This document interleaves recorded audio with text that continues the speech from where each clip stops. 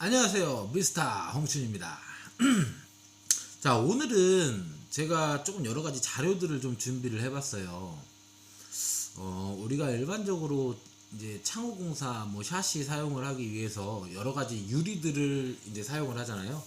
그리고 또 그 유리들을 어차피 우리가 정확하게 이 유리가 얼마만큼의 성적이 나오고 어떤 성능이 있고 어떤 정도의 단열 그 정도를 가지고 있는지는 확인할 수 있는 방법이 없어요.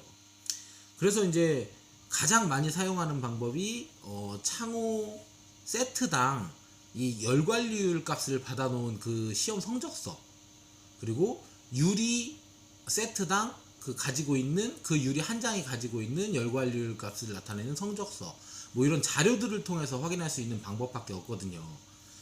근데 이제 시중에서 우리가 일반적으로 뭐 샤시 공사를 하겠습니다 해가지고 뭐 이제 방문을 하거나 아니면 또 상담을 받거나 했을 때 우리가 얻을 수 있는 정보는 굉장히 일방적인 정보예요. 단지 그 업자, 또 어떤 기술자, 아니면 물건을 파시는 분, 이제 그분을 통해서만 듣는 거예요. 16mm가 좋아요. 그럼 우린 16mm가 좋은 줄 알아요. 22mm가 더 좋습니다. 그럼 우린 22mm가 더 좋은 줄 알죠. 근데 요즘에 들어서 이제 복층 유리의 종류도 많이 늘어나고 또 사용하는 유리들이 굉장히 다양화되다 보니까 과연 이 유리가 어떤 게 진짜 좋은 유리고 또 이게 좋은 유리에 그에 맞는 가격, 그러니까 이 값어치를 하는지 뭐 이런 거에 대한 의구심을 갖는 고객분들이 굉장히 많아지셨어요. 그래서 오늘 제가 이것저것 자료들을 좀 정리를 하고 또 요청을 하고 또 자문을 구하고 해가지고 두 가지 정도의 자료를 좀 준비를 해봤습니다. 첫 번째는 저는 이제 KCC 창호를 취급을 하는 대리점이기 때문에 이 KCC 창호에 어떤 유리를 적용을 했을 때 그 창 세트가 갖는 성적, 그거를 좀 여러 가지로 이렇게 비교를 한번 해봤어요. 그래서 어떤 유리를 꼈을 때 또 가장 합리적으로 가장 가성비가 좋은 제품을 우리가 쓸 수 있는지, 일단 그거에 초점을 하나를 맞췄고요. 두 번째는 유리 자체의 성능, 16mm, 22mm, 뭐 24mm, 요즘엔 또 26mm, 28mm를 사용을 하시는 그런 업체들도 많고 또 그걸 요구를 하시는 고객들도 많이 계세요. 그렇기 때문에 과연 그 유리들이 어느 정도의 단열 성적을 갖는지, 또 그 성적값을 우리가 체감할 수 있게 우리가 조금 단순하게 어떻게 비교를 할 수 있는 방법은 없을까 하는 것들을 좀 고민을 해봤습니다. 그래서 이 두 가지 표를 좀 보여드리면서 약간의 설명을 하고 여러분께 전달을 좀 해드리고자 영상을 한번 만들어 봤습니다.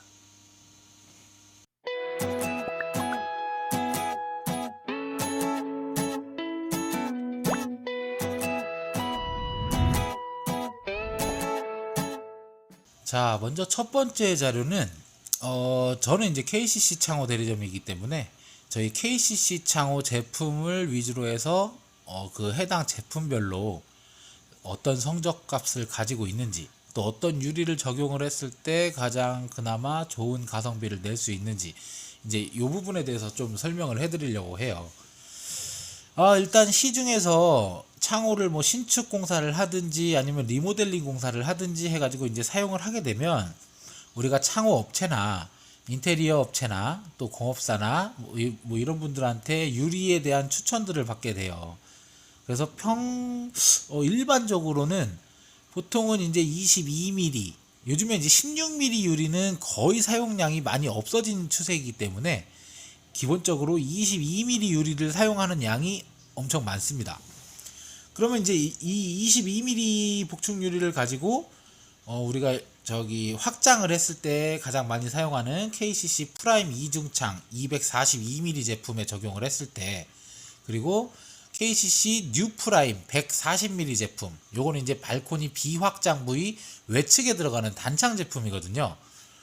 그러면 이제 우리가 22T 일반 복층 유리를 굉장히 많이 사용을 합니다. 그러면 이중창, 확장형 이중창에 적용을 했을 때 1.29라는 열 관료율 성적값을 가져요.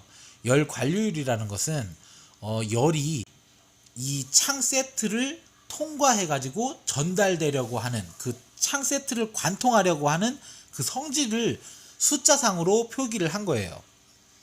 그러면 1.29라는 열관료율 성적을 갖거든요. 그러면 이게 나라에서 정해주는 에너지 효율 등급 제품상으로 2등급 제품이 됩니다. 그러면 저희가 이제 22mm, 24mm가 더 좋습니다 해갖고 추천을 받았을 때 실제적으로 뭐 금액이 약간의 이 추가가 되는 부분이 있음에도 불구하고 개선율은 7% 정도. 근데 이 열관료율 개선율이라는 게 굉장히 애매해요. 제가 이 다음 자료에서 설명을 드리겠지만 우리가 수치상으로 느끼는 뭐 0점 몇의 이 수치가 체감하실 수 있는 정도가 조금 떨어질 거라고 생각을 해요. 그러니까 이 수치는 일단 참고적으로만 기억을 하고 계시면 될 것 같고, 다시 전문가로서 추천을 드리는 가장 좋은 스펙은 저는 KCC 프라임 이중창 242 제품을 사용을 했을 때 이거를 방에 있는 이중창이나 확장을 한 이중창이나 또 외부와 직접 만나는 이중창으로 사용을 했을 때는 저는 22mm 로이 복축 유리, 이 유리를 내부 외부에 적용을 하는 것을 가장 추천을 드립니다. 현재 시중에서 가장 사용되는 것 중에 좋은 스펙이라고 알려져 있는, 그러니까 우리가는 뭐 검증이 된 게 아니라 단지 알려져 있는, 우리가 일반적인 업자나 아니면은 뭐 인테리어 업자, 뭐 창호 업자들이 26mm 유리를 권유를 많이 해요, 요즘 들어서.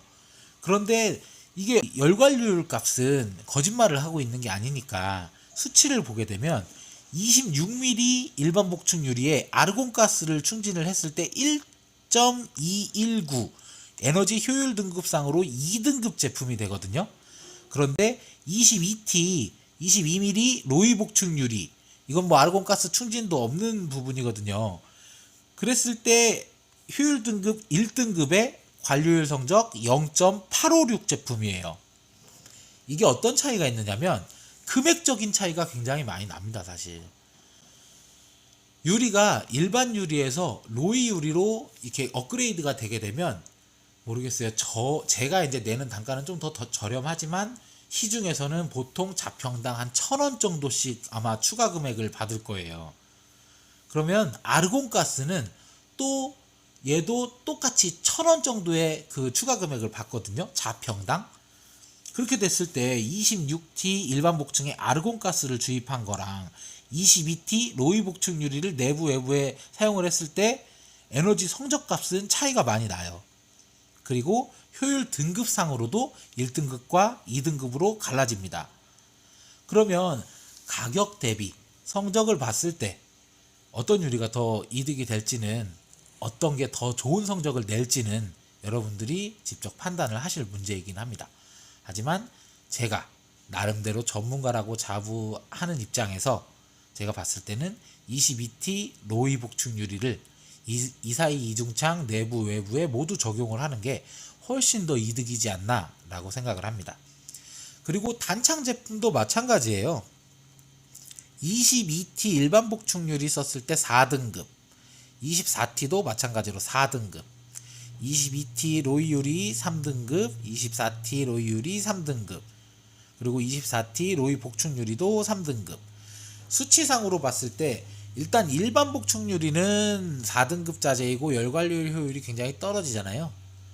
그러니까 이 부분은 제외를 하는 게 좋을 것 같고, 외부창으로 그나마 가장 가성비 좋고 괜찮게 사용을 하기 위해서는 24mm 로이 복층 유리를 사용하는 게 가장 좋지 않나 라고 생각을 합니다. 그리고 제가 이 자료는 KCC 창호 제품별 효율 관리 기자재 신고 확인서, 그러니까 시험 성적서죠, 거기에 근거해서 제작이 되었고요. 요 시험 성적서 같은 경우에는 제가 다음 블로그나 네이버 블로그, 제 블로그에다가 그 성적서 전체를 다 게시를 할 예정입니다. 그러니까 혹시나 궁금하신 점이나 또 확인하실 사항이 있으신 분들은 제 블로그 들어오셔서 시험 성적서 하나하나 다 보실 수가 있으세요.